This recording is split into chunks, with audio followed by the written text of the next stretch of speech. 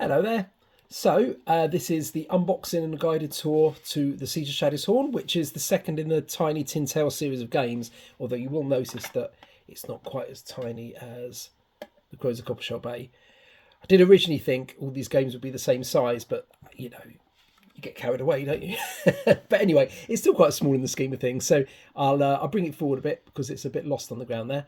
So one thing I will point out, the embossing isn't 100% spot on. It's because it's just a sample copy. That'll be absolutely fine for the fully printed version. So the Siege of Shaddis Horne is a tower defense game, ostensibly for one player, but you can play with up to four because you'll control 4 Hawk Guards.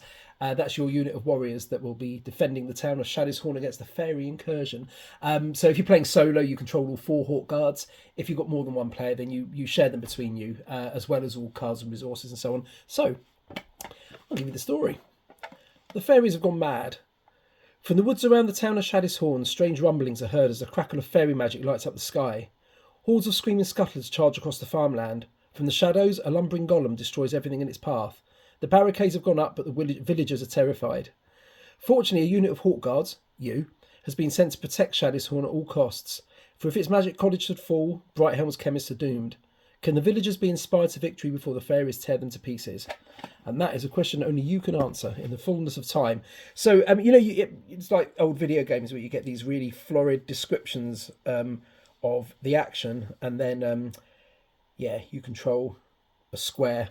It's kind of a bit like that in board games, isn't it, really? You know, your imagination has to do some heavy lifting with this stuff, but I digress. So anyway, Siege of Shaddis Horne, I'm going to take you through the components before I put you off the hobby altogether. So first up is the rule book. It's a big 48-page whopper, but fortunately the pages are about the size of a postage stamp, so you'll get through that in no time. So it's got all the rules and then a guide to the various locations around Shaddis Horne that you'll be visiting.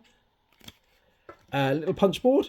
This contains recipes, which are powerful spells that your Hawk Guards can use when they're at the college location, and tokens for when you get to increase your villagers' strength. They'll be helping you in your fight.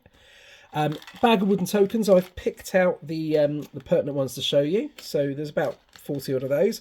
So first off, there are the scuttlers and the fairies. The scuttlers, of course, are the little skeleton heads on skeletal spider legs that you might have come across before in Moon Towers and this Cobbled Isle. And then there are also the 3 types of golem, which are the more powerful kind of boss creatures, I suppose. So you've got wood, stone and gold golems that you'll be battling against. Then you've got the 4 Hawk Guards. So these are each armed with different weapons which are effective at different ranges. They've got two sides. This is when they're ready to have their turn, and when they've had their turn and use their actions, you flip them over to show they're exhausted. 5 resource cubes. These are for the different resources you'll be gaining during the game. So gems is used to recruit mercenaries and buy equipment. Green influence, which you'll be using to recruit villagers. And then wood and ore you'll be spending to repair destroyed buildings. And the red cube is wounds for when you explore the pit under Shaddis Horne. Okay, and on a couple of dice. There you are. They're used mainly for spawning, but there's other situations where you need numeric luck. So, first off, the pit deck. So, this is a kind of a push your luck mini game that takes place underground while the siege is battling on overhead. When your Hawk Guards visit Shaddis Horne's pit, place them on the card, and then you draw cards in sequence, making a tunnel as you go. With each card, you'll be suffering wounds, but also gaining rewards. But if you suffer too many rewards, you won't gain. If you suffer too many wounds, you won't gain any rewards. So you get to a point where you think, okay, I'm not going to push it any further. I'm going to take the rewards I got, and then you discard those cards and then return to the surface. As well as your Hawk Guards, you'll also be recruiting different villagers. And they're all the kind of people that live in Shaddis Horne who will come and help you so long as you can basically let them know that you're worth fighting with. So earning influence you can spend to recruit villagers, and each one will protect a certain location across town. And also each villager has their own special abilities that you can use. So try and keep them alive because they're jolly useful. The game is played over 4 waves, each one harder than the last. So you'll be building a siege deck at the beginning of the game, because you won't play all of these. You'll build a deck to show which cards will be used in that game, and each siege card will have hazards that will spawn. It'll tell you which hazards spawn this round, along with the road that they spawn on. Any other effects? Nighttime is when unpleasant supernatural things happen to Shaddis Horne.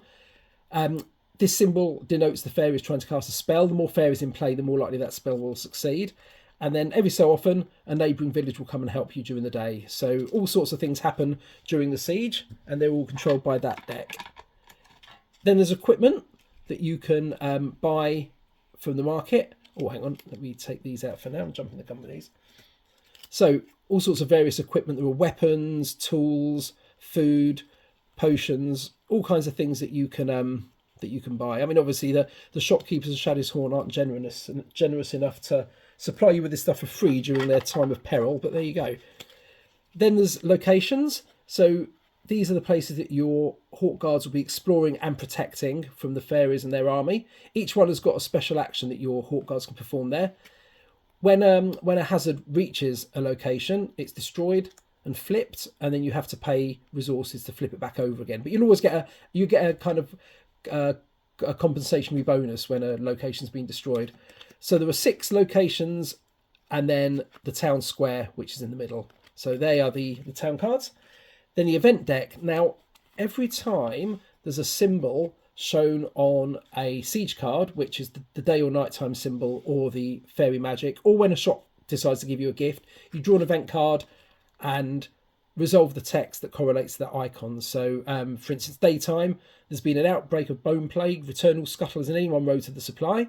However, if it's nighttime, then you have to discard a random recipe of your choice from the college. So, yeah, each of these cards has got different effects for the various icons that come up during the siege.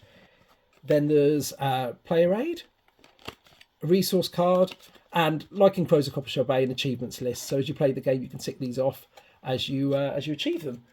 There's also and rarity cards. These are special pieces of equipment that you can only find by delving in the pit. There's also an expansion, the Nightmare expansion. If and when you win the game, you can start introducing Nightmare cards to the subsequent games you play, which make it harder. So that is the basic components for the game itself. However, there's also some extra stuff, because of course it's such a tall box, I could fit this stuff in.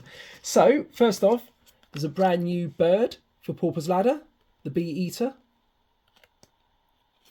And there are also 2 new quests for the Crows of Coppershell Bay,